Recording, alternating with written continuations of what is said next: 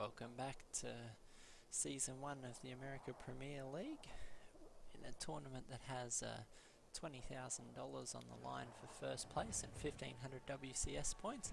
This is Game 2 between Polt and Idra. So we have in the top left we have Polt and his Terran versus the bottom right, which we have Idra playing as his main race Zerg. The map is Akalon Wastes. This map is a very flexible map. It favours both a long-winded macro game, but is also well known for some early game aggression, even some cheeses here and there. Now we did see Idra's. Now if you haven't seen Game 1, I'd suggest you go back and watch that before I spoil it for you. I'll give you 3 seconds. 2 seconds, 1 second. Alright, you had it coming. In Game 1 we saw Idra scoop a bit early against Polt and GG out of the game with both players with their armies still intact, but just worn down by the aggression of Polt. So we'll see if Polt's able to mind game Idra in this game, or whether he goes for the standard sort of play that he put out last game. Already we can see a bit of flexibility in the opening of this game. Polt electing to go with a barracks and refinery opening first instead of the early CC on the high ground. So obviously Polt has no intention of letting this run to late game macro, and instead is planning to put on the aggression early. Idra can see that. Sees the 3 in gas and has a pretty good idea, I think, of what's coming. He's dropped his hatchery. I think we can expect to see a spawning pool come down as soon as there's 200 minerals on the field. Yep, there we go. There's the early spawning. There's the spawning pool. Well, it's not so much early. It's pretty standard at that timing. We can see that Polt's first Reaper's on the way. So we'll see if it's just a single Reaper for some scouting, or whether it's actually a number of Reapers trying to pick away and do some early damage. In go the drones for Idra, trying to get the gas necessary for Zergling speed. It's pretty crucial to get that early in this matchup. Failing to get Zergling speed will just allow these Reapers to run over it. We do have a second Reaper coming straight up, and the 3 workers staying in gas, so it's likely that Polt plans to continue this aggression for some time. So Reaper's moving out across the field. Get some early scouting intel. Idra's almost got the gas he needs for the Zergling speed, and he's got his first queen on the way. You can see Polt trying to pluck away a few of these workers, almost loses Reaper, but his micro is much too good for that. He'll likely use and abuse these cliffs to do maximum damage with these early Reapers. Has he got a third one? Nope, dropping his reactor.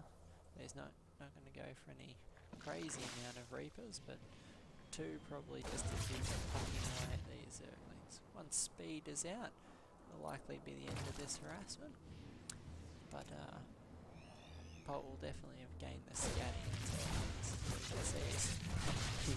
He takes out that drone in spite of Idra's attempt to turn it into a geyser. So quick thinking, but not quite quick enough. You can see Polt's dropped his expansion now, so it's 2 base versus 2 base, a position Zerg really never wants to be in. Always wants to have 1 base up on the opponent, because they tend to trade relatively inefficiently against terrain. For example, you have Marines and Marauders against Banelings, Zerglings and Roaches, and unless you get some cost-effective Baneling hits, which is a bit unlikely at this level of play, you can end up trading really efficiently to keep the terrain at bay. See, here comes the Roach Warren down, and Polt's again swapped his reactor onto his factory, and we'll likely start seeing some Widow Mine production. So he's shutting down this early speedling harass.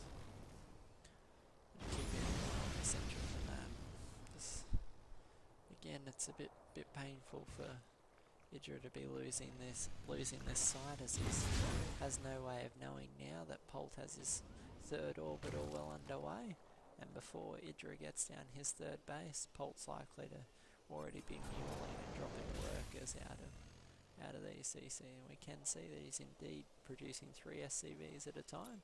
The worker count is... how's the income looking? As expected, yep.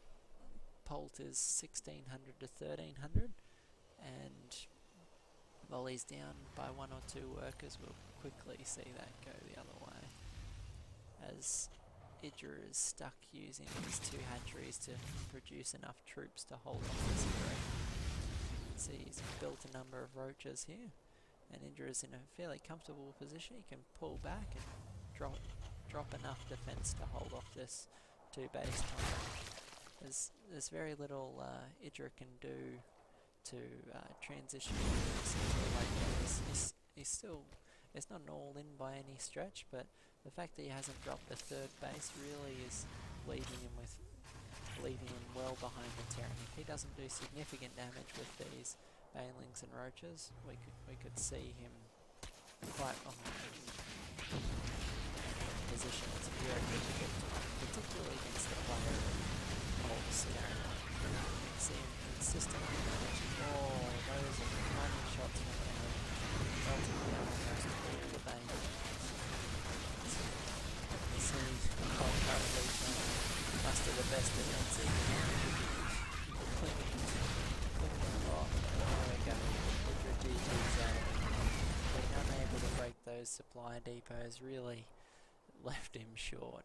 He still had the roaches, but unable to break through with the marauders and widow mines. He was likely to sustain significant damage on these roaches.